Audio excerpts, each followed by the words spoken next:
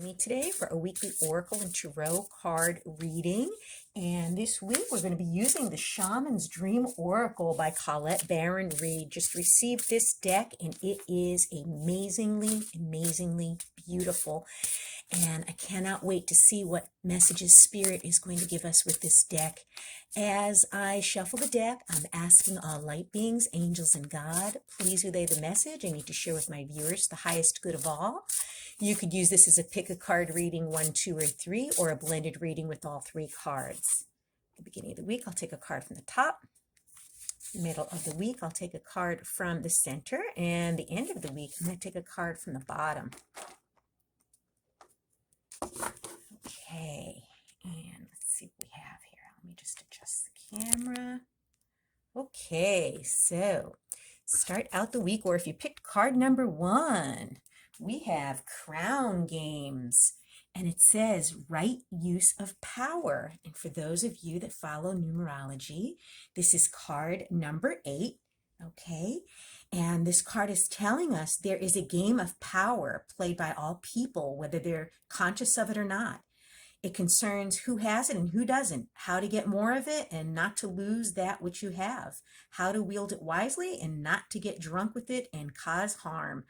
There are the patterns you need to ponder now that you find yourself in the clown, that's a Freudian slip. Maybe you're dealing with the clown who's playing games with you. You may find yourself in this situation where someone's, doing a power play with you.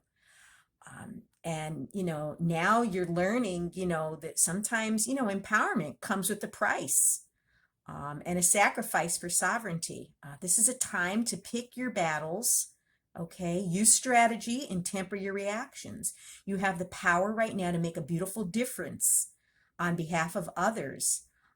Can you see, how you're going to use this power that you have?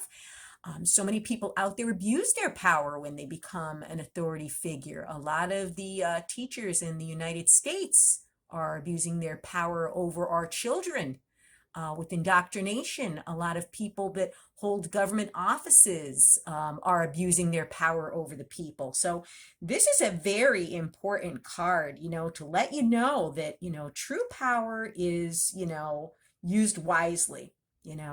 Power is given to us by the divine, not from our ego.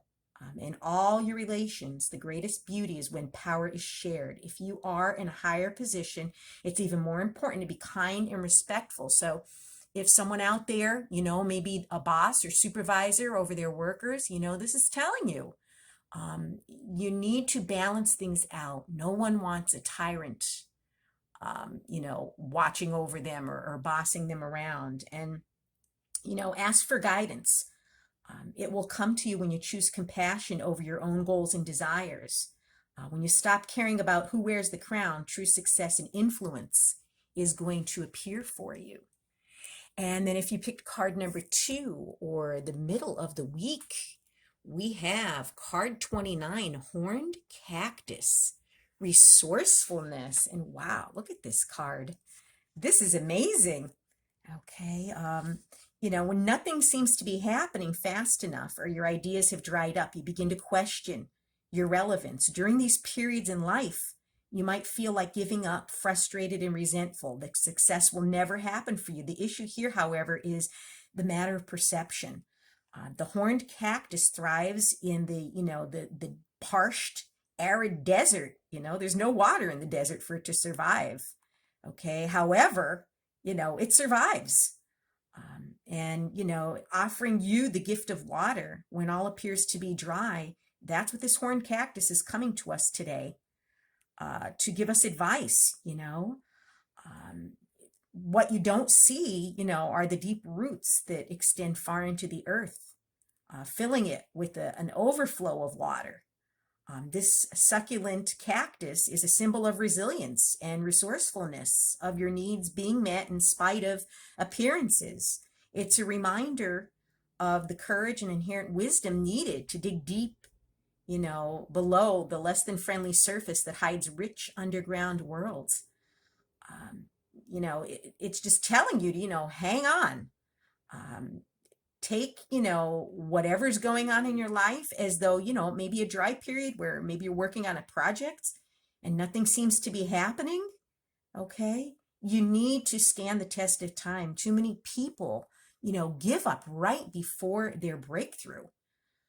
So with this cactus, just like us, maybe you have to adapt to what's going on, in your current environment. Maybe some of you are going through a difficult home life or work life or whatever it is. This is a card of adaptation too. Just like this cactus survives in the desert, we have to adapt to our own environments as well. Not to say that you should stay in a toxic workplace or an abusive, living situation. Not that at all. Use your judgment.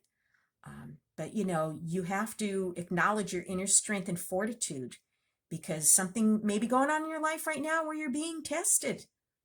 Okay, so it's a time for you to be resilient and resourceful. And then the last card, card number 3, or the end of the week, is Will-o'-the-Wisp. And it says hidden treasures in the shadows. And I love this. It looks like kind of like a butterfly, but then there's a person's face here. These cards are really, really magical. Treasures hidden in the shadows. And this is card number 62. And card number 62 is basically telling us that the will-o'-the-wisp hovers in her luminescent glory above the twilight moors of your life, whispering for you to step into the fog, into the mystery of the unknown. You may have visited this before, and maybe this card here is inviting you again to, step into the unknown. I mean, don't let, fear hold you back, because, when we stay in our safe place, we're not going to gain any wisdom or grow. Okay.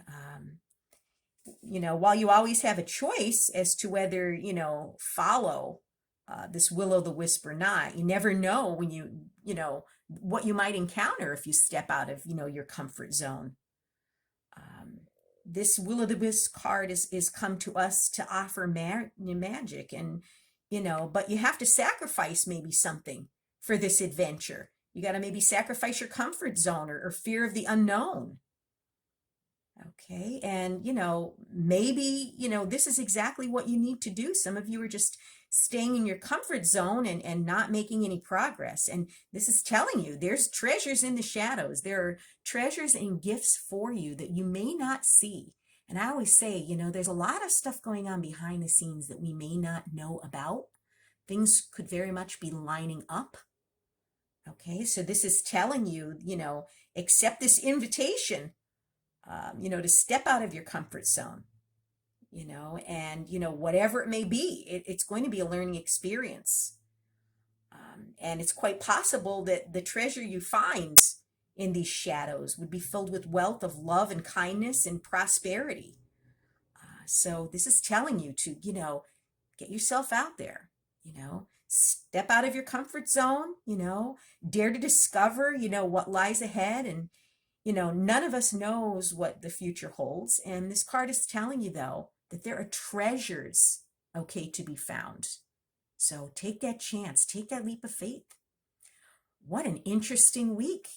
If you've enjoyed this reading, please like it by giving it a thumbs up, share it, and above all, subscribe, because I will be back with more.